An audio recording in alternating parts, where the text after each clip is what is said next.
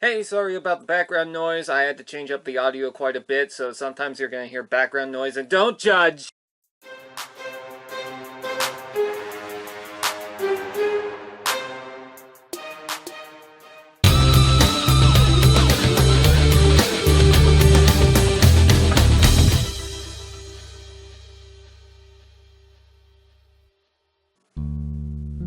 Trees. Water. And whatever this thing is. Out here, there's a balance to everything. I've journeyed to this forest for some time, far from civilization. It's calm, beautiful, and so fucking boring! There's nothing to do around here. I've been sitting here for hours without a Nintendo. I even gave these plants names, like Steve over here, and I'm not even sure if it's a guy. Dude, come back!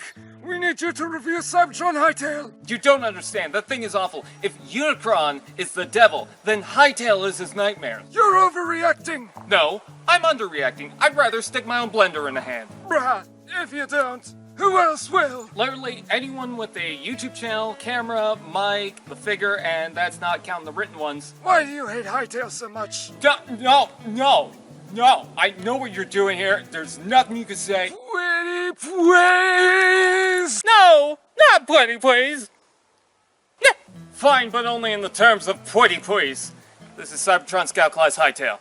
Cybertron Hightail is a repaint of lug nuts. No, I said lug nuts. I would tell you more, but I'm not finding a computer in nature. Don't get me wrong, the motorcycle is nice. All the robot kibble is designed, detailed, and welcomed into the alt mode. It makes for a solid little bike that, while paint apps are somewhat sparse, it breaks itself enough and makes for a nice little toy. The BCat 1 Ohio Cincinnati plate is a reference to the famous cat invasion of 1912 Ohio.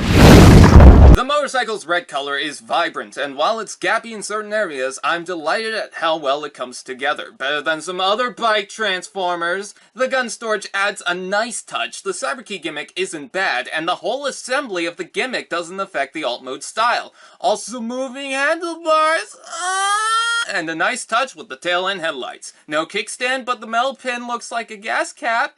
So there's that. Not bad, but the robot mode.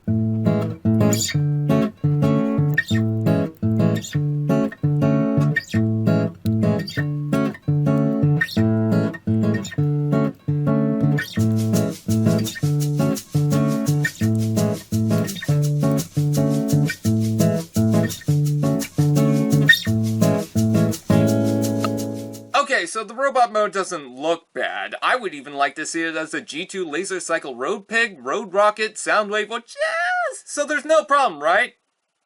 Don't lie to yourself. Its play value is a bane. I recall buying this toy, getting excited opening it, transforming it for the first time, actually getting invested by the tricks of the transformation, and I was so disappointed. While I like the Cyberkey gimmick, he's so back heavy, which makes these heels a lifesaver. Ooh, girl! Despite that, try getting him in a decent pose that doesn't involve him leaning forward. Seriously, I fucking dare you! During transformation, when you attach the backpack, the head raises. Cool trick, right? No. Because there's 4 main issues. Number 1, I wish the head could raise itself a little bit more. You can try doing this manually, but you might end up breaking it. But that leads into my second issue. Number 2, as soon as you try to lift the head or, play with it, the piece on the back either loosens or removes itself completely. Number 3, this adds to the second problem, but even if you touch the head, it will pop the back out. And number 4, I hate it! Looks like it's time for some accessories! The figure includes an Earth Planet key with the code on the back, and it unlocks the shoulder cannon, a nice little gimmick that reminds me of somebody else, Soundwave, and a large gun made from bike bits. Sadly, the shoulders are... The hinges that the kibble attaches to get in the way of out and in, and even the forward and back articulation. The lack of head movement is cringy. No rotation makes Homer something. It's just not a fun toy. I bought this as a kid. It was my 5th Scout figure ever, and I remember the disappointment. I like the ideas, I like what they wanted to go for, however, it's unfortunate.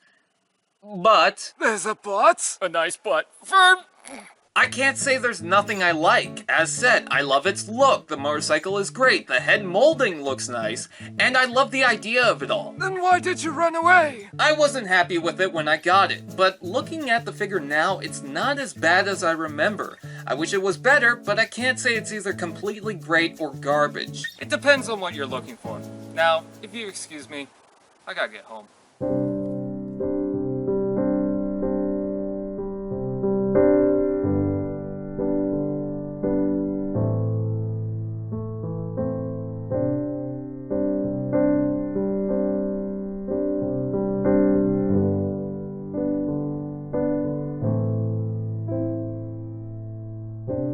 This review is underwhelming and unfunny.